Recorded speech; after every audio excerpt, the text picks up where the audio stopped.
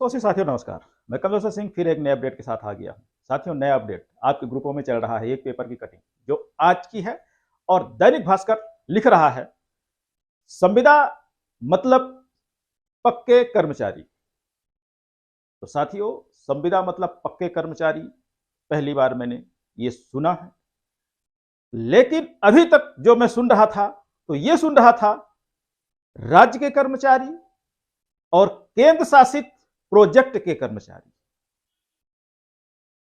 बहुत खुशी हुई।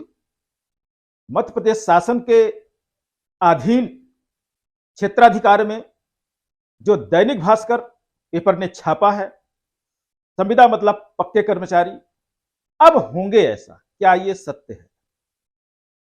तो साथियों, ये पेपर की कटिंग पहली नहीं है, ये पेपर की कोई पहली न्यूज नहीं है जो कि पहले ऐसी छपी हुई है।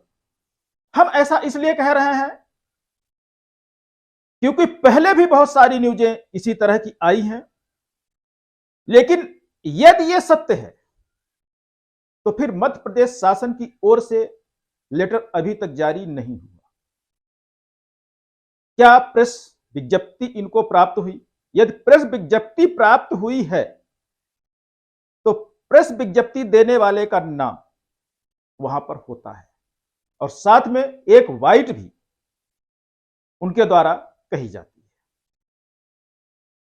तो यहां किसी मंत्री मिनिस्टर या विभाग के किसी अधिकारी के द्वारा, शासन प्रशासन के द्वारा, किसी के द्वारा कोई भी वक्तव्य जारी नहीं किया गया है।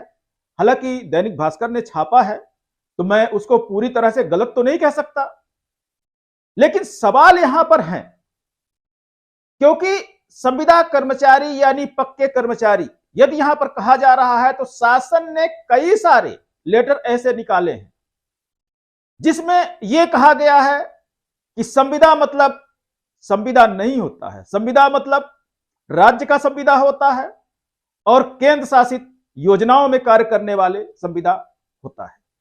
तो यदि यहां पर सिर्फ संविदा कर्मचारी को पक्का करने की बात कही गई है तो फिर इसमें संविदा कर्मचारी कौन से पक्के होंगे?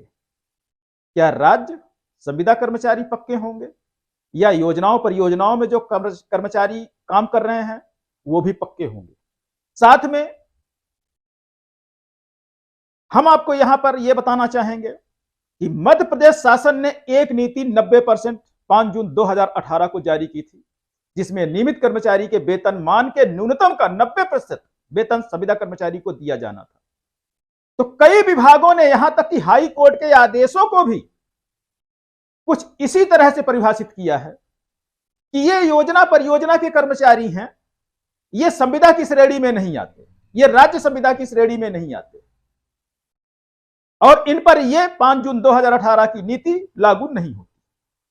तो सवाल आज भी वही खड़ा है कि आखिर पक्के कौन से संविदा होंगे?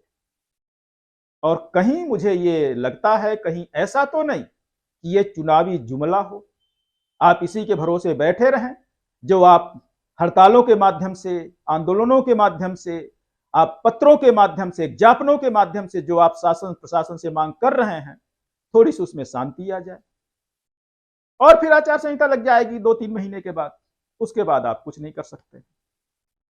तो साथियों, हमारा कहने का मतलब सिर्फ ये है कि आप यहां पे संविदा कर्मचारी पक्के होंगे या नहीं, लेकिन फिलहाल पक्का कर्मचारी अपने आप को अभी से मानना शुरू मत करिए। और 5 लाख की बीमा की बात कही गई है हमारे राष्ट्रीय स्वास्थ्य मिशन के अंदर।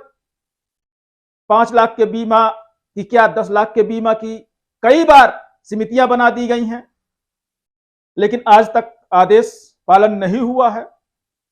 और साथ में यहां पर संविदा कर्मचारियों को सारी सुविधाएं रेगुलर कर्मचारी के तरह दी जाएंगी की बात कही गई है, साथ में डीए की बात कही गई है।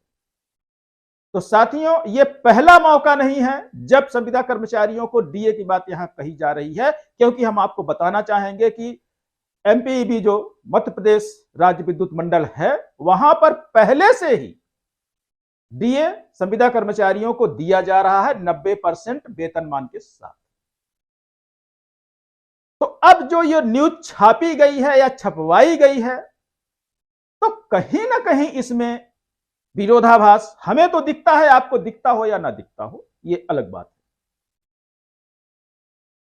तो इस न्यूज को आप सत्य मानिए, लेकिन इतना भी सत्य मत मानिए कि ये आपको मिल ही जाएगा। कोशिश जारी रहनी चाहिए आपके अपने भविष्य के लिए। शासन प्रशासन से लगातार संपर्क करते रहिए, पत्र ज्ञापन देते रहिए, जरूरत पड़े तो आंदोलन भी करते रहिए, उसमें कोई दिक्कत नहीं है। ताकि यदि ये न्यूज छपी है तो ये न्यूज आखिरकार चुनाव के पहले सत्य हो जाए, बस इतना ही हम चाहते हैं। तो साथियों लेते हैं अब विदा, मिलेंगे अगले अपडेट में साथियों।